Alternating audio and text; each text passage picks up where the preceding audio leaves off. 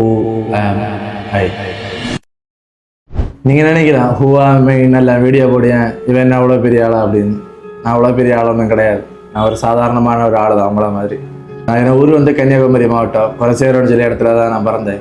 சின்ன வயசுலேருந்து நார்மலாக ஒரு பையன் படிய கஷ்டத்தோட நிறைய கஷ்டப்பட்டிருக்கேன். சின்ன வயசுலேயே லைஃப் எனக்கு நார்மலாக இல்லை. அதையெல்லாம் கடந்து ஒரு டைம் நல்லா வரணும்னு சொல்லிட்டு ரொம்ப கஷ்டப்பட்டேன். சின்ன கஷ்டப்பட்டு தான் ஸ்கூல் படித்தேன். ஸ்கூல் படிக்கும்போது 12 எக்ஸாம் எழுத போகிறது கூட என் ஸ்கூல் யூனிஃபார்ம் கிடையாது. எங்கள் அப்பா ஒரு நாளைக்கு முன்னாடி குடிச்சிட்டு ட்ரெஸ்ஸாக எல்லாம் போட்டு எரிச்சார். 12ஆம் கிளாஸ் பப்ளிக் எக்ஸாம் காலையில் என் ஃப்ரெண்டு வீட்டில் போய் என்னோட ஸ்கூல் யூனிஃபார்மை நான் வந்து கடை வாங்கி போட்டு தான் போய் பரீட்சை எழுதி பாஸ் ஆனேன்.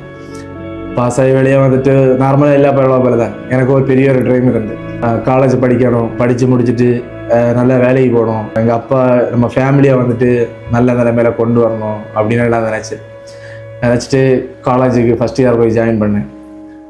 ஜாயின் பண்ணி 6 மாதம் தான் போனேன். ஃபஸ்ட்டு செமஸ்டர் முடிஞ்சதுமே சொன்னானே குடி தான் என் வாழ்க்கையை மாற்றிச்சு அப்படின்னு. எங்கள் அப்பா குடிச்சு அவர் இறந்தார். ஃபஸ்ட்டு செமஸ்டர் எழுதுனதுக்கப்புறம் அடுத்த செமஸ்டர் தொட்டு ஃபீஸை கேட்டதுக்கு பைசா இல்லை. வீட்டில் எனக்கு அம்மாவும் ஒரு அக்காவும். வாழ்க்கையில் அவங்கள இனிமேல் பார்த்துக்கணும்னா ஒரு ஆள் வேணும். ஏன்னா வீட்டில் அப்பா மட்டும்தான் வேலையை போயிட்டு இருந்தார். இனிமேல் குடும்பத்தை பார்த்துக்கிடணும் அப்படின்னு சொல்லி வரும்போது அடுத்து நான் தான் பார்த்துக்கணும். சரின்னு சொல்லிட்டு காலேஜ் டிஸ்கண்டினியூ பண்ணிட்டு வேலைக்கு போக ஸ்டார்ட் பண்ணேன். எங்கள் அப்பா ஒரு லாரி டிரைவர். அதனால என்கிட்ட சொல்லியிருக்காரு, நீ என்ன வேலைக்கு வேணாலும் போ, நான் லாரி ஓட்டி படிக்கக்கூடாது, வண்டி ஓட்டவே கூடாது அப்படின்னு. அவர் எங்களை விட்டுட்டு போனதுக்கு பிறகு எனக்கு கை கொடுத்தது அந்த தொழில் தான். நம்ம தக்கலை பக்கத்தில் இருக்க ஒரு கம்பெனியில் தான் ஃபஸ்ட்டு ஜாயின் பண்ணேன். டிரைவராக எல்லாம் கிடையாது. அதில் லாரியில் வந்துட்டு கிளீனராக ஓடக்கு தான் போனேன். கிளீனராக ஓடக்கு போகும்போது நம்ம ஒரு கஷ்டத்தில் போகும்போது நமக்கு ஒரு ஹெல்ப் பண்ணதுக்கு ஒரு ஆள் தெய்வம் கொண்டுருவாங்கன்னு சொல்லுவாங்கல்ல, அப்படி தான் ஒரு ஆள் அந்த கம்பெனியில் வந்தாங்க. அவங்க பேர் வந்து வினோத் அண்ணன். அவர் அங்கே டிரைவராக ஓடிட்டு இருந்தார். அவருக்கு நான் கிளீனராக தான் ஃபஸ்ட்டு ஜாயின் பண்ணேன்.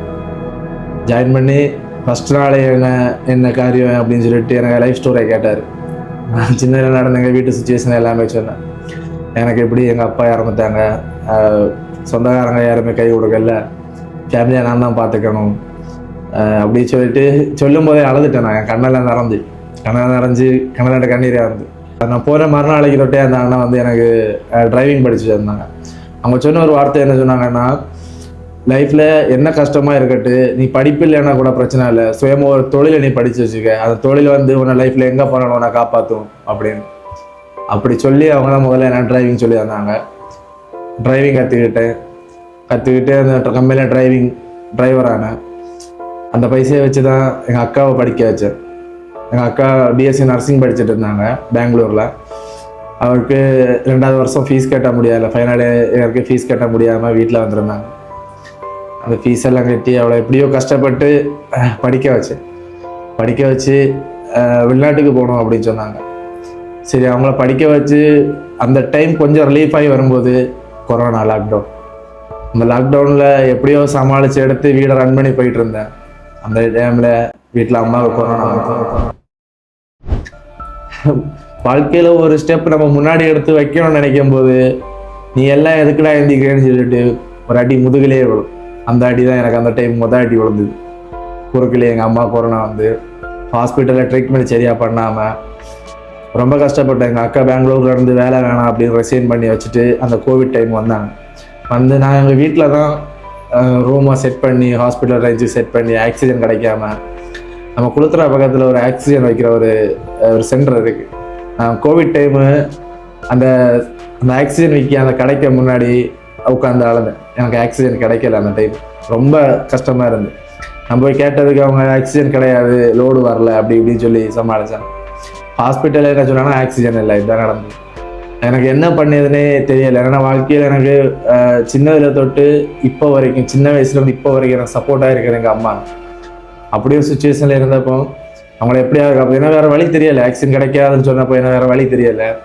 நான் கடைக்க ஃப்ரெண்ட்லேயே உட்காந்து அழுது உரமாக தான் உட்காந்துருந்தேன். அப்போ அங்கே வேலை பார்க்க ஒரு அண்ணா வந்து என்கிட்ட கேட்டாங்க, தம்பி எதுக்கு அழிய அப்படின்னு. அப்போ நான் அந்த அண்ணா கிட்டே சொல்லி நான் அழுதேன். அப்போ அவங்க ஒரு குரல் சிலிண்டர் அப்படின்னா ஒரு 60 கிலோ சிலிண்டரில் 30 கிலோ நம்ம தான் இருந்ததுன்னு நினைக்கிறேன். அதை வந்து என்கிட்ட தந்து விட்டாங்க. நீ இதை கொண்டு போ, உங்கள் அம்மா காப்பாத்து, என்னை தைரியம் பண்ணி விட்டாங்க. நான் தான் சொன்னேன் முன்னாடி, நம்ம லைஃப்ல ஒரு கஷ்டத்துல நம்ம போயிருக்கோம், நம்ம ஹெல்ப் பண்ணதுக்கு வேண்டி தெய்வம் எங்க இருந்தாலும் ஒரு ஆளை கொண்டு வருவாங்கன்னு. அப்படி எனக்கு அந்த இடத்துல அந்த அண்ணா வந்தாங்க. சரின்னு சொல்லிட்டு வீட்டில் வச்சு எங்கள் அம்மாவை ட்ரீட்மெண்ட் பண்ணி, நாங்கள் தான் எங்கள் அக்கா நர்ஸ் படித்ததுனால அதுவும் ஒரு நல்ல விஷயம் நடந்தது. எங்கள் அம்மா அவள் தான் பார்த்துக்கிட்டான் கோவிட் டைம். பார்த்துக்கிட்டு எங்கள் அம்மா கொஞ்சம் ரெக்கவரி ஆனாங்க. ஆனால் என்ன பண்ணுறது, ஃபைனான்ஸ் ரீதியில் திரும்ப அடி வாங்குச்சு. திரும்ப அடி வாங்கினேன்னு சொன்னால் ஒரு 5-6 லட்ச ரூபா கடன். சரி இது இப்போ ஒன்றும் இல்லை, இனிமேல் நம்ம பார்த்துக்கலாம் அப்படின்னு சொல்லி திரும்ப எந்திரிச்சு ஓட ஆரம்பித்தேன். ஓடி கடனை மீட்டி லாஸ்ட்டு ஒரு 1 லட்ச ரூபாய் கிட்ட தான் கடன் இருந்துச்சு எனக்கு. அந்த டைம் தான் எங்கள் அக்கா ஃபாரின் போகிறதுக்காக எல்லாம் ரெடி பண்ணாங்க. ரெடி பண்ண டைமும் நான் சொன்னேன், ஏன்டா காசு எதுவும் இல்லை, இப்போ தான் அந்த கடனே முடியுது, எதாக இருந்தாலும் அது முடிஞ்சதுக்கு பரவாயில்ல பார்ப்போம் அப்படின்னு. ஆனால் அவைய வந்து கேட்கல, எல்லாம் ரெடி பண்ணிச்சிடணும். ஒருத்தவங்க ரூபா தரலான்னு சொன்னாங்க, ஆனால் லாஸ்ட்டில் தரல. அவருக்கு 3வது நாளைக்கு, இன்னையிலேருந்து 3வது நாளைக்கு போனோம்னு வச்சுக்கோங்களேன். அவங்கள்ட்ட போய் கேட்ட பிறகு அந்த ரூபா ரெடி ஆகலை, அவங்களுக்கும் ரெடி ஆகலை. ஸோ என்ன பண்ணு தெரியாமல் இருந்தப்போ ஃப்ரெண்ட்ஸுக்கிட்ட, எனக்கு கூட வேலை பார்த்தவங்க, அவங்களுக்கு என்னோட வீடு கூட சரியாக தெரியாது. நான் அவங்கள எனக்கு நைட்டு ஜஸ்ட் ஒரு கால் பண்ணி தான் கேட்டேன், அண்ணா இப்படி எனக்கு சுச்சுவேஷன் எப்படி இருக்குது, ஏதாவது ஹெல்ப் பண்ண முடியுமா அப்படின்னு. அவங்க ஒரே வார்த்தை, எங்களுக்கு வந்து கையில் வந்து ரூபா வட்டி எதுவும் கிடையாது, ஜுவல்ஸ் வேணா இருக்குது தாரேன், வச்சு பண்ணு அப்படின்னு. அது இப்படி பண்ணி தான் எங்கள் அக்கா விளையாட்டு போனாங்க. அதுலேயே ஒரு 2 லட்ச ரூபாய் மேலே கடன் ஆச்சுது. சரி அதுக்கப்புறம் லைஃபு செட்டில் ஆகிரும் அப்படின்னு சொல்லி நினச்சி கொஞ்சம் கஷ்டப்பட்டு கடனை மீட்டினோம். அவள் வந்து ஃபாரின் போனான் அக்கா. அவள் ஃபாரின் போயிட்டு அந்த மிச்சம் இருந்த கடத்தை அவள் அடைச்சிட்டான். அதுக்கப்புறம் கடன் எதுவும் கிடையாது. சரி வாழ்க்கையில் நான் நினச்சேன் எங்கள் அம்மாவை நல்ல நிலைமையில கொண்டு வரணும் அப்படின்னு. ஸோ அம்மாவுக்கு வந்துட்டு என்னால் முடிஞ்ச கொஞ்சம் ரூபாய், எனக்கு அந்த டைம் ஒரு 11,000 ரூபாய் தான் சேலரி. அதில் எனக்கு நான் ஒரு பைக் வச்சுருந்தேன், அந்த பைக்குக்கு 5,000 ரூபாய் இது ஃபைனான்ஸ் போயிடும். அதுக்கு வேண்டிய ஓவர் டைம் வேலை பார்ப்பேன். ஒரு நாள் 21 மணிக்கு ஒரு 20 மணிக்கு ஒரு வேலை பார்ப்பேன். எக்ஸ்ட்ரா இந்த ஹிந்திகாரமாக பண்ண ஒர்க் எல்லாம் பண்ண எக்ஸ்ட்ரா ரூபா கிடைக்கும். அதுக்கு வேண்டிய பண்ணி அந்த ரூபாயை கொஞ்சம் கொஞ்சமாக சேர்த்து இஎம்ஐ பைசா வந்து எக்ஸ்ட்ரா ஒர்க் பண்ணி இதிலே போட்டுருவேன். மிச்சம் இருக்கிறத வச்சு சேர்த்து எங்கள் அம்மாவுக்கு ஒரு கோல்டு வாங்கி கொடுக்கணும் ஆசை. அப்படி எங்கள் அம்மாவுக்கு ஒரு கோல்டு வாங்கி கொடுத்தேன். எல்லாம் பண்ணி சரி இனிமேல் நம்ம லைஃப்பை நம்ம பார்க்கலாம் அப்படின்னு சொல்லிட்டு நான் திரும்பி பார்க்கும்போது எனக்கிட்ட எதுவுமே இல்லை. நான் நினச்சது எல்லாமே பண்ணேன். எங்கள் அப்பா போனதுக்கப்புறம் வீடை நல்லா பார்த்துக்கிட்டேன், எங்கள் அக்காவை படிக்க வச்சேன், எங்கள் அம்மாவுக்கு நிறைய பணம் நினச்சி அதுவும் பண்ணேன். லாஸ்ட்டில் என்னோட லைஃப்னு சொல்லி வந்து நான் திரும்பி பார்க்கும்போது அங்கே எனக்குன்னு எதுவுமே இல்லை. நான் தனியாக என்னன்னு கேட்டிங்கன்னா, படிப்பு கிடையாது, கையில் எதுவும் சேவிங்ஸ் கிடையாது. சரி அப்போவும் நினச்சேன் சரி பார்த்துக்கலாம் அப்படின்னு சொல்லிட்டு தான் திரும்பவும் எந்திரிச்சு ஓட ஆரம்பித்தேன் என்னோடய லைஃபுக்காக. எங்கள் அக்கா என்ன நல்லா ஹெல்ப் பண்ணாங்க. நான் சொல்கிறதுக்கு இல்லை, நான் சொல்லும்போது நீங்கள் நினைப்பீங்க அவங்க பார்த்துக்கிட மாட்டாங்களா அப்படின்னு. கண்டிப்பாக பார்த்துக்கிட்டாங்க. என்னை இப்போவும் அவங்க தான் பார்த்துக்கிறாங்க எங்கள் அக்கா. சரி அப்போது எங்கள் அக்கா தான் சொன்னாங்க, தம்பி நம்ம பார்த்துக்கலாம், நான் இருக்கேன் உனக்கு அப்படின்னு என் கூட தான். சரி திரும்ப கொஞ்சம் கொஞ்சமாக ரூபா சேர்த்து ஒரு வீடு வைக்கணும்னு பெரிய ஒரு கனவு எனக்கு.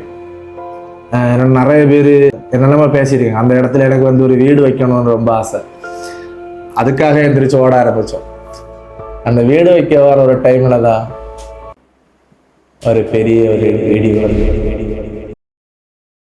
நம்ம வாழ்க்கை ஒரு இந்த கட்டத்தை கடந்து அடுத்த கட்டத்துக்கு போயிடும் அப்படின்னு நம்ம மனசுலயே ஒரு நம்பிக்கை வரும்போது அந்த இடத்துல அது எதுவுமே கிடையாது, எல்லாருமே ஒரு கனவுன்னு சொல்லி இடிச்சு போகும்போது எப்படி இருக்கு. அப்படிதான் என் வாழ்க்கையில ஒரு சம்பவம் நடந்தது. அப்படி அது நடந்த அப்புறம் உள்ள என்னதான் உங்களுக்கு தெரியும் இந்த சோசியல் மீடியால வந்ததுக்கு அப்புறம். அதுக்கு முன்னாடி பட்ட கஷ்டங்கள் வலிகள் யாருக்குமே தெரியாது. எல்லாரையும் போலதான் எனக்கும் ரொம்ப ஆசை. என்ன ஆசைன்னா சொந்தமா ஒரு வீடு. அதான் என் வாழ்க்கையில அடுத்து எனக்கு ஒரு பெரிய ஒரு கனவு. அதுக்காக ஒரு லேண்டு பார்த்தேன், ரிஜிஸ்டர் பண்ணுறதுக்கு எல்லாம் ரெடி பண்ணோம். 2023 எனக்கு அந்த இடத்துக்கு வர்றதுக்கு கிட்டத்தட்ட ஒரு 5 வருஷம் கிட்ட ஆயிடுச்சு. வாழ்க்கை அடுத்த கட்டத்துக்கு கடந்து போகுது, நம்ம இனி அடுத்த கட்டத்துக்கு போயிடுவோம் அப்படின்னு மனசுல ஒரு நம்பிக்கை வந்து அந்த நம்பிக்கையை வச்சுட்டு நம்பிக்கையோட தான் அந்த லேண்ட் ரிஜிஸ்ட்ரேஷன் எல்லாம் ரெடி பண்ணோம். 2023 ஜூலை 26 அன்னைக்கு தான் எனக்கு லேண்டோட ரெஜிஸ்ட்ரேஷன். அந்த ஒரு நாள் தான் என் வாழ்க்கையை புரட்டி போட்டுச்சு. அந்த நாள் என்ன நடந்தது அப்படின்னு உள்ளதை அடுத்த வீடியோவில் சொல்லு. இந்த வீடியோக்கு நீங்கள் தர சப்போர்ட்டில் தான் நான் அடுத்தடுத்து என்னோட லைஃப் ஸ்டோரியை சொல்கிறதுக்கு கொஞ்சம் மோட்டிவேட்டாக இருக்குது. மறக்காமல் இந்த வீடியோ லைக் பண்ணுங்கள், ஒரு சப்ஸ்கிரைப் பண்ணுங்கள். Stay tune. Love you guys.